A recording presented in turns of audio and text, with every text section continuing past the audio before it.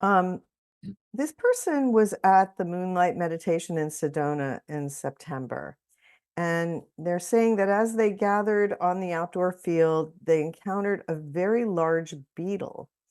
They let the beetle crawl onto their hand and gently carried it to the edge of the field where it would be safe.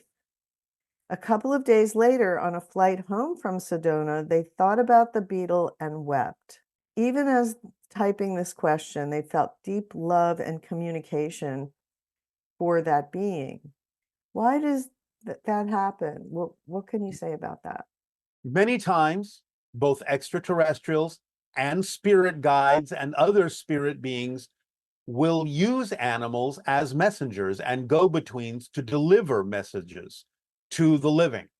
So you have to understand what the beetle may symbolize for that particular person, what it represents symbolically as an icon, and the idea of also being put in touch with the value of every life form on your planet, its reason for being as part of the entire system, creating a balance of that system, tapping into that particular symbol, soliciting that particular emotion from that person to tap into the connectivity that everyone has, can cause someone to cry, to let go of old-fashioned beliefs, outdated beliefs, negative beliefs, irrelevant beliefs, by putting them in touch with the idea that from what appears to be the highest life form to what appears to be the lowest life form, and I say just appears to be, there can be vast, important connections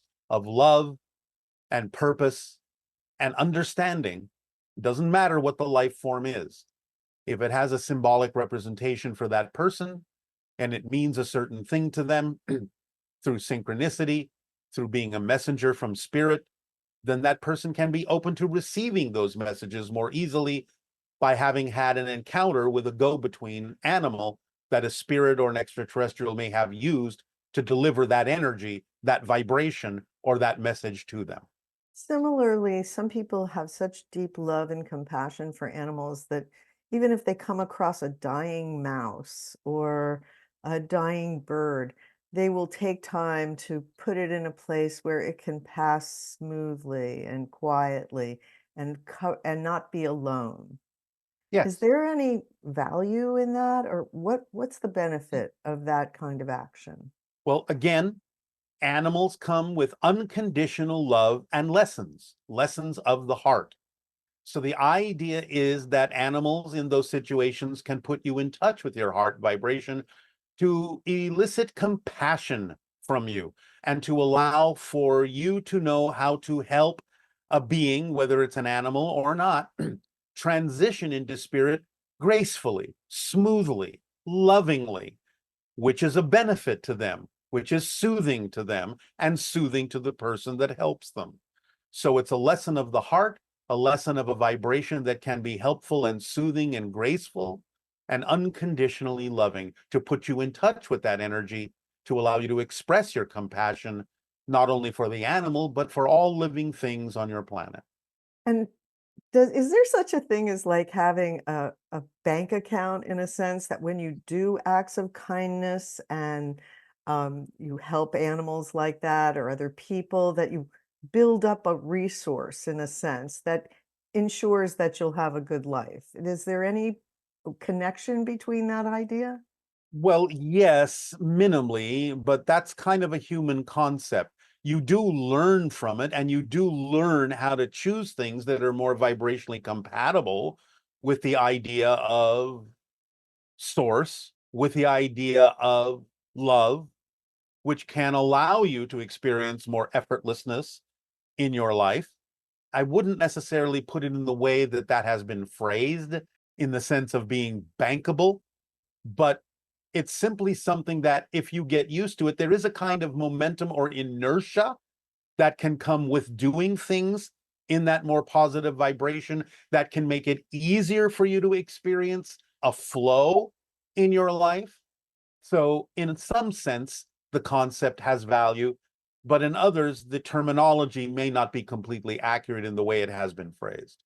And do some people have more quote unquote protection in that sense, that because they're a better person or anything like that? No. Everyone has the same degree of help, the same degree of protection. Now, again, it may appear to vary in certain ways depending upon what the soul has chosen to experience on its life path. So, certain incidents may occur that may reveal the protection that they may have, but that doesn't mean anyone else that doesn't create those incidents has any less protection. You all have the same amount of protection, of oversight, of guidance.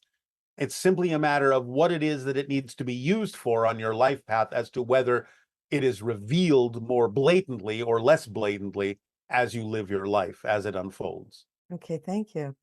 Um, this person, participants of the CE5 event that took place in Sedona on Sunday, September 14th, shared pictures, videos of objects, lights seen in the sky from the football field where they were gathered. One participant also experienced something like levitation, in which that person was moved along the ground a short distance. Meanwhile, on Bell Rock, a hovering light was seen in the sky, first in one area of the sky and then in another part of the sky a while later. Can you tell us a little bit more about what took place that evening from your perspective? Who were we interacting with? And were the lights seen on the football field and at Bell Rock the same objects? Different objects, different UFOs, different beings observing, helping with the upliftment of the vibration of the collective group that allowed many different kinds of experiences to be had. So you were assisted by others, by extraterrestrials, by spirit beings to uplift your vibration to a point where you could start experiencing different kinds of phenomenology, where you could be more sensitive to the idea of the existence of craft in your skies. So different races, different experiences, but all with a single purpose of helping guide you into a higher frequency that would allow you to start perceiving more things around you and start experiencing other phenomenology that would be representative of a higher frequency.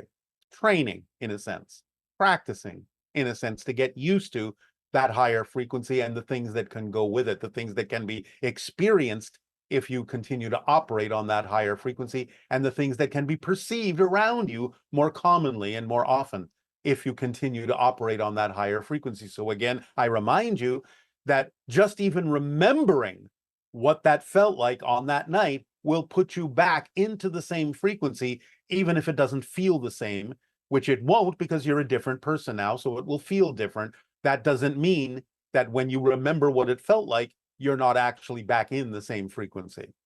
So go forward from that frequency in all the things you do in acting on your passion in service to others by remembering how it felt on that night. And maybe that answer applies to this person's question, who says, during the moonlight meditation in Sedona, I experienced intense teeth chattering and deep body chills. And the participant next to me did as well.